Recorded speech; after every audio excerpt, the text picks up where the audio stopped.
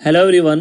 आज की इस वीडियो में हम बात करेंगे 11वीं क्लास की राजनीतिक विज्ञान की किताब भारत का संविधान सिद्धांत और व्यवहार से चैप्टर नंबर फर्स्ट, संविधान क्यों और कैसे। सबसे पहली चीज़, आज से मैं 11वीं क्लास की एक सीरीज स्टार्ट कर रहा हूं जिसमें सारे चैप्टर्स कवर होंगे विद कंप्लीट नोट्स। आप इन सारे लेक्चर्स को देखकर नोट्स भी बना सकते हैं। और मैंने जनरली देखा कि काफ़ी सारे हिंदी मीडियम के स्टूडेंट्स को दिक्कत आती है, वो अक्सर नोट्स नेट पर सर्च करते हैं और वीडियोस देखते हैं, बट अक्सर उनको कंप्लीट नोट्स के साथ में कोई वीडियो नहीं मिलती है और ना ही इंटरनेट पे कोई कंप्लीट नोट्स मिलते हैं। मेरी आपसे एक हम्बल रिक्वेस्ट है कि आप इस वीडियो को सिर्फ 2 मिनट देखें और उसके बाद में डिसाइड करें कि आपको पढ़ना है या नहीं। गाइस, इस वीडियो के अंदर जो भी मैं आपको स्लाइड्स या पॉइंट्स बताऊंगा वो काफ़ी आसान भाषा में होंगे और काफ़ी ईजी आपको लगेगा पढ़ने में। साथ ही पेन और पेपर साथ में लेकर बैठना ताकि आप अपने नोट्स को इजीली बना सको। So hey guys, my name is Vinod. Welcome to inspiration for you. If you like this video so please like and support. So let's move on.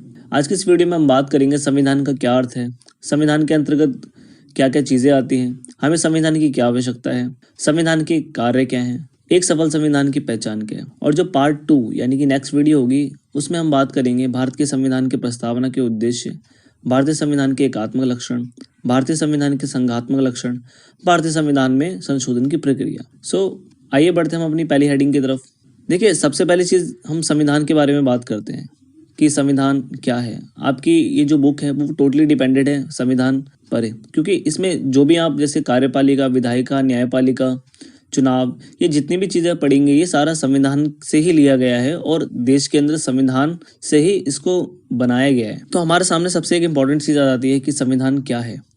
देखिए, जिस तरीके से एक कॉलेज में जब आप एडमिशन लेते हैं तो उससे पहले हर एक कॉलेज का अपना एक ब्राउचर होता है जिसमें कॉलेज की सारी फैकल्टीज के बारे में, सारी फैसिलिटीज के बारे में और क्या क्या कॉलेज के अंदर है उसके बारे में दिया होता है। तो एक प्रकार से हम कॉलेज के बारे में एक ब्राउचर के थ्रू जान लेते हैं, उसी प्रकार से हमारा देश के बारे में हमें जानने के लिए संविधान की जरूरत पड़ती है। तो हमारा जो संविधान है इसके द्वारा काफी प्रकार के काम किए जाते हैं हमारे देश में, और यह है कि ये हमारे देश को एक ढांचागत आधार देता है जिससे हमारे देश की प्रक्रिया या देश का प्रशासन चल सकता है।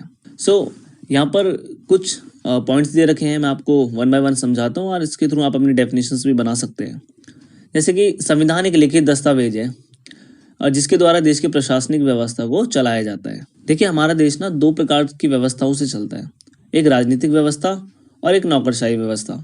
राजनीतिक व्यवस्था में अक्सर नेतागण जो कुछ ही समय के लिए आते हैं यानी कि 5 वर्ष, और उसके बाद में फिर वो अपने पद को छोड़ देते हैं और उनको दोबारा से चुनाव लड़ना पड़ता है। अगर वो जीतते हैं तो सत्ता में आते। वहीं दूसरी तरफ बात करें नौकरशाही में वो लोग आते हैं जो IAS IPS या कोई भी गवर्नमेंट ऑफिसर जो अपनी योग्यताओं के आधार पर जॉब लेता है और करीब 50-60 साल तक अपनी जॉब पर बना रहता है। तो एक प्रकार से वो भी देश के अंदर कुछ ना कुछ योगदान करता है, तो इसे हम नौकरशाही कहते हैं। तो देखिए, नेता लोग कानून बनाते हैं हमारे देश में, और वहीं हम बात करें जो प्रशासनिक अधिकारी होते हैं वो उन कानूनों को लागू करवा। तो दोनों का काम इम्पोर्टेंट है और दोनों ही हमारे देश में चल रहे हैं। तो हमारा संविधान वही प्रशासनिक व्यवस्था को चलाने का काम करता है। वही सेकंड चीज बात करें तो हमारा जो संविधान है वो एक देश की रीढ़ होता है। जैसे हम किसी भी देश के बारे में अगर जानना चाहते हैं तो अगर हमें उसके संविधान के बारे में पता है तो कहीं ना कहीं हमें उसके बारे में काफी डिटेल होगी उस देश के बारे में। तो इसी प्रकार से हमारे देश का जो संविधान है वो हमारी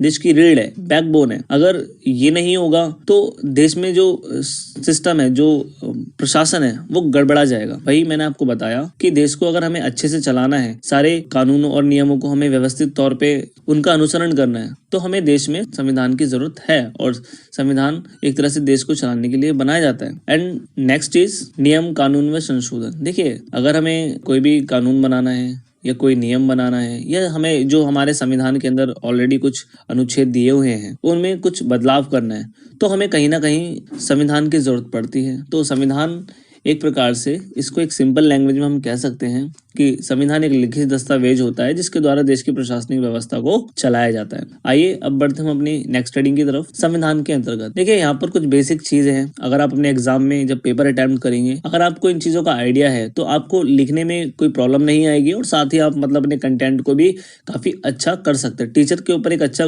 पॉजिटिव इफेक्ट जाता है जब आप उसको डिटेल में चीजें लिख कर देते हो और आपकी कॉपी पे भी उसी हिसाब से मार्क्स भी मिलते हैं। सबसे पहले चीज, जो संविधान था वो आपका 26 नवंबर 1949 1949 को बनकर तैयार हुआ। अब बनने का मतलब ये है कि उसको कंप्लीट कर लिया गया, ये नहीं कि उसको अब आज से ही मतलब 26 नवंबर 1949 से ही लागू कर दिया गया। नहीं, लागू एक अलग चीज है और बनाना एक अलग चीज है। आप इसको ऐसे समझिए, जैसे अगर आप कोई ट्रिप प्लान कर रहे हैं तो ट्रिप प्लान जब भी करते हैं आप, तो आप पहले कभी भी एक डेट होती है जब आप सब अपने फ्रेंड्सों से पूछते हो, अपने रिश्तेदारों से पूछते हो, और उसके बाद में एक दिन आप प्लान करते हो। अब प्लान करने के बाद में आप उसकी डेट डिसाइड करते हो कि भाई कब जाना है, तो जाने वाली डेट एक अलग होती है और आपका जो प्लानिंग डेट है वो एक अलग है। उसी प्रकार से जो हमारा संविधान था वो बना 26 नवंबर 1949 को, मगर इसको लागू किया गया 26 जनवरी 1950 को, और इसी दिन हम अपना रिपब्लिक डे भी सेलिब्रेट करते हैं, यानी कि गणतंत्रता दिवस।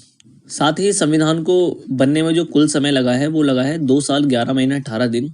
ये एक रैंडम टाइमिंग है, आप इसको जनरली याद कर सकते हैं। आप 2-3 बार इसे पढ़िए, आपको याद हो जाएगा इजीली। नेक्स्ट 1950 में देखो 2 चीजें हैं कि एक तो 1950 और एक 2021। यहाँ पर संविधान एक प्रकार से एक किताब है, उस किताब के अंदर कुछ चैप्टर्स हैं, उन चैप्टर्स की कुछ हेडिंग है और कुछ ऐसी चीजें जो बाद में ऐड करी गई हैं। जैसे कि अगर हम बात करें संविधान के जो भाग हैं वो टोटल 22 थे जब 1950 में ये लागू हुआ, और इसमें अनुच्छेद 395 थे और अनुसूचियां 8 थी। देखिए, भाग का मतलब ये है एक प्रकार से चैप्टर, जैसे हमारी किताबों में चैप्टर्स होते हैं, अध्याय होते हैं, और फिर उन अध्यायों के अंदर कुछ हेडिंग्स होती हैं, तो उसी तरीके से संविधान के अंदर भाग होते हैं। वहीं अनुच्छेद एक प्रकार से उन भागों के अंदर जो हेडिंग्स हैं वो आपके अनुच्छेद कहलाते हैं। अनुसूचियों की बात करें तो देखिए, अनुसूचियां जब संविधान लिखा जा रहा था तो उस समय पे बहुत सारे ऐसे मुद्दे थे जो छूट गए थे, तो उनको अलग से एक वॉल्यूम में रखा गया, एक अलग से उनके लिए एक क्रम बनाया गया, तो उन्हें डाल दिया गया अनुसूचियों में। और अगर बात करें आज के 2021 में, तो ये टोटल 25 भाग हैं और अनुच्छेद आपके टोटल 448 हैं एंड अनुसूचियां 12 हैं। और देखिए एक चीज और, अगर आगे चलकर एक जनरली क्वेश्चन काफी मतलब बनता है आपके एग्जाम में कि संविधान का जो सबसे बड़ा स्रोत है कि संविधान कहाँ से लेकर बनाया गया है, तो देखिए अगर हम टोटल बोलते हैं कि संविधान हमने 100% कहीं से मतलब देखा है या कॉपी किया है या लिया है, तो उसमें करीब 60% रोल यानी कि 60% जो भाग है वो हमने भारत सरकार अधिनियम से लिया है, और बाकी अलग अलग देशों से, जैसे रूस से हमने मौलिक कर्तव्य लिए हैं, आयरलैंड से नीति निर्देशक तत्व लिए हैं, अमेरिका से मौलिक अधिकार लिए हैं, जर्मनी से आपातकाल की व्यवस्था लिए। तो इसी प्रकार से जो सबसे बड़ा स्रोत है वो भारत सरकार अधिनियम। आइए अब बढ़ते हैं नेक्स्ट हेडिंग की तरफ। हमें संविधान की क्या आवश्यकता है? देखिए, ये क्वेश्चन अक्सर 4 नंबर में या 6 नंबर में आपसे पूछता है। आप संविधान के बारे में जानते हैं, मगर संविधान की जरूरत क्यों है?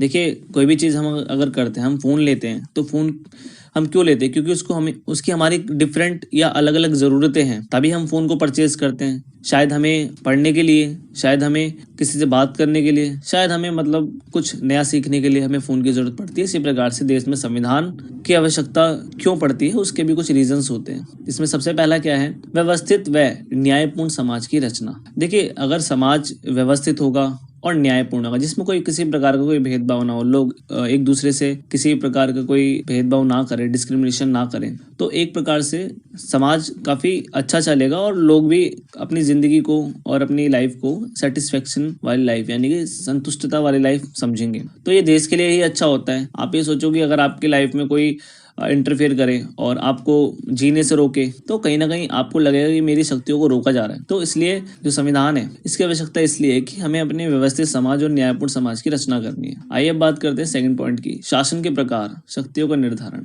देखिए, संविधान जो है ना शासन के प्रकारों के बारे में बताता है, जैसे कौन सी शक्ति किसके पास में रहेगी और केंद्र की शक्तियाँ क्या हैं, राज्य की शक्तियाँ क्या हैं, स्थानीय सरकार की शक्तियाँ क्या हैं। तो संविधान शक्तियों का निर्धारण भी करता है और राष्ट्रपति क्या कर सकता है, प्रधानमंत्री, राज्यपाल, मुख्यमंत्री, इन सभी पदों पर जो बैठे लोग हैं इनकी क्या पावर्स हैं, उनको कहीं ना कहीं संविधान डिफाइन करता है। तो इसके लिए भी हमें इसकी आवश्यकता पड़ती है। थर्ड पॉइंट, शासन की शक्तियों को सीमित करना। हमारे देश में अगर हम बात करें, जो प्रधानमंत्री है उसके पास में काफ़ी सारी पावर्स होती है, बट वो सारी पावर्स या शक्तियाँ वो राष्ट्रपति की होती हैं, बट हमारा प्रधानमंत्री उनको ऑफिशियली यूज़ करता है। अगर प्रधानमंत्री की किसी से पर्सनली दुश्मनी है और वो उसको जेल में डाल दे, तो कहीं ना कहीं संविधान ऐसी शक्तियों को सीमित करता है और वो कहता है कि अगर आपके पास में कोई एविडेंस है या आपके पास में कोई सबूत है, तभी आप किसी व्यक्ति को दंडित कर सकते हैं। अदरवाइज आप किसी इंसान को बिना कोई गलती के जेल में नहीं डाल सकते। तो नेताओं के जो पावर्स हैं या देश के अंदर नौकरशाही जो लोग हैं उनकी जो शक्तियां हैं उनको कहीं ना कहीं नियंत्रित करता है हमारा संविधान। उसके अलावा फोर्थ पॉइंट बुनियादी लक्ष्य और आदर्शों को दर्शाता है कि हमारे देश में जो बुनियादी लक्ष्य क्या होने चाहिए कि जैसे आज से 10 साल बाद हमारे देश में जो पॉल्यूशन है उसको कम किया जाना चाहिए। उसके अलावा लोगों की सोच कहीं ना कहीं एजुकेशन की तरफ हो, लोग एक दूसरे को पॉजिटिवली गाइड करें। ऐसा ना हो कि कोई किसी को मिसगाइड कर रहा है, किसी के पैसे चुरा ले या किसी से पैसे हड़प ले कोई गलत जानकारी देकर। तो ऐसी चीजें नहीं होनी चाहिए। बुनियादी लक्ष्य हमारे होने चाहिए, साथ ही आदर्शों को भी हमें मानना चाहिए। फिफ्थ पॉइंट की बात करें तो नागरिकों के अधिकारों को स्पष्ट करना कि हमारे जैसे लोग हैं आज के समय में, तो हमें जैसे समानता का अधिकार है, स्वतंत्रता का अधिकार है, इसमें भी हमारे कई प्रकार की स्वतंत्रताएं और समानताएं आती हैं। तो एक प्रकार से लोगों को उनके अधिकार पता हो और वो अपने देश में अपने अधिकारों का इस्तेमाल करके किस प्रकार से वो सिस्टम के खिलाफ अगर उसके साथ में कुछ गलत हो रहा है तो एक्शन ले सकता है वो। तो लोगों को अपने अधिकारों के बारे में बताना ये हमारे संविधान का काम है और इसलिए हमें संविधान की आवश्यकता पड़ती है। आइए बढ़ते हैं अपनी नेक्स्ट हेडिंग की तरफ, संविधान के कार्य। तो देखिए हमने आवश्यकता तो पढ़ी, आवश्यकता यानी कि नीड, जरूरत। अब बात करें कार्य कि संविधान हमारा करता क्या है। देखिए दोनों हेडिंग्स के अंदर आवश्यकता में और कार्य में थोड़ी थोड़ी सिमिलैरिटीज हैं, बट कुछ ना कुछ इसमें असमानताएं भी हैं। तो इसलिए उन असमानताओं को भी समझ लेंगे और साथ ही हम अगर पेपर में पूछता है हमसे कि संविधान के कार्य बताओ तो हम उनको भी कर लेंगे। सो फर्स्ट पॉइंट है इसके अंदर समाज के सदस्यों में एक न्यूनतम समन्वय और विश्वास बनाना। हमारे देश में कोई ऊंची जात का है, कोई नीची जात का है, कोई मिडिल क्लास है, कोई अपर क्लास है, कोई लोअर क्लास है, विभिन्न प्रकार के या विभिन्न तबकों के लोग यहाँ पर रहते हैं।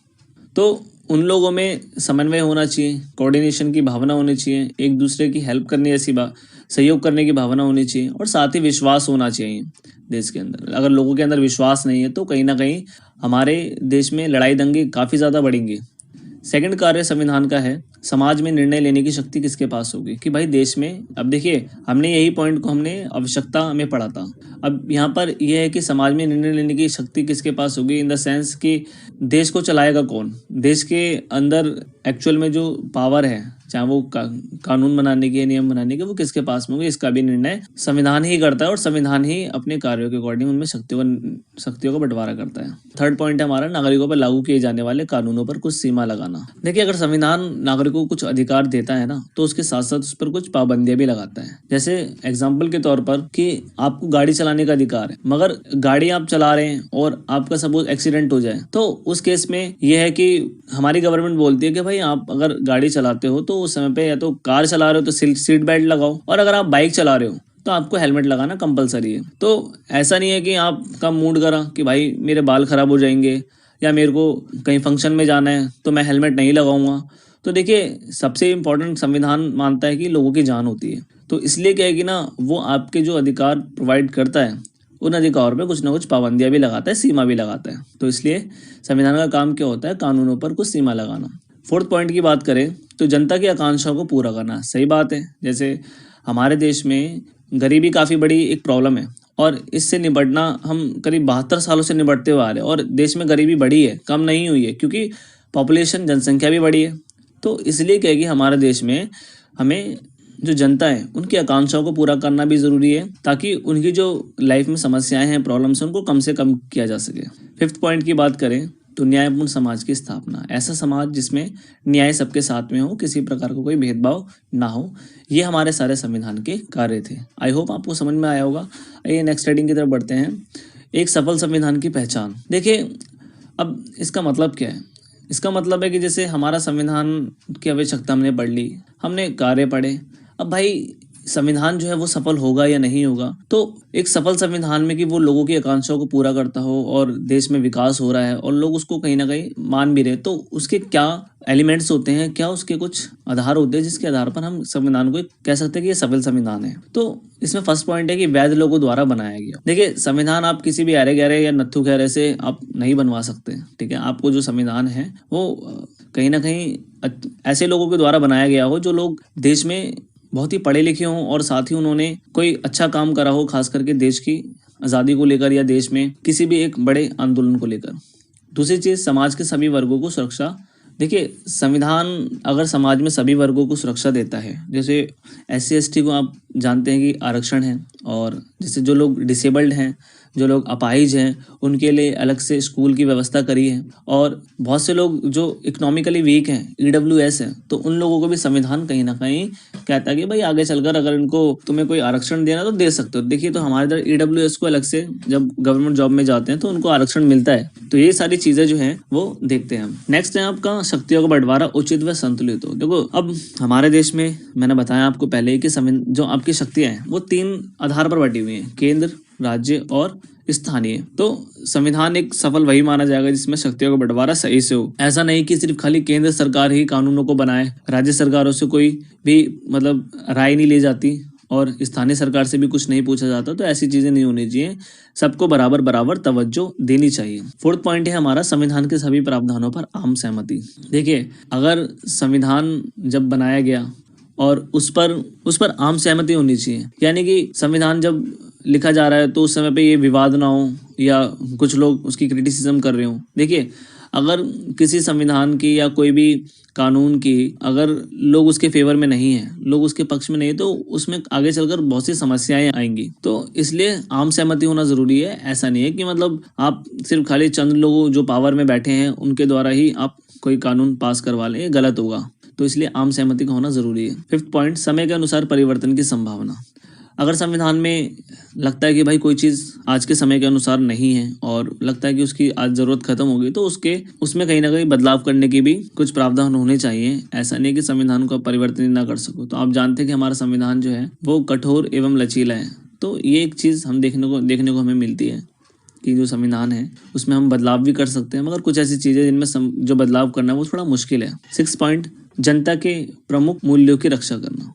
और वही जनता जो है उनकी ज़रूरतों का ध्यान रखना, उनकी जो प्राथमिक चीज़ें हैं उनको मुहैया करवाना, देश में गरीबी कम हो, शिक्षा अच्छी हो, स्वास्थ्य अच्छा हो और लोगों को उनके रोजगार मिले। तो यही सारी एक अच्छे संविधान की पहचान होती है कि वो अपने लोगों की ज़रूरतों को पूरा कर रहा है। अगर आपको इस लेक्चर की फ्री PDF चाहिए तो आप हमें टेलीग्राम पर ज्वाइन कर सकते हैं। यहाँ पर टेलीग्राम की ID दी हुई है और वहीं आप हमें Facebook और Instagram पर भी फॉलो कर सकते हैं। Thank you, have a great day.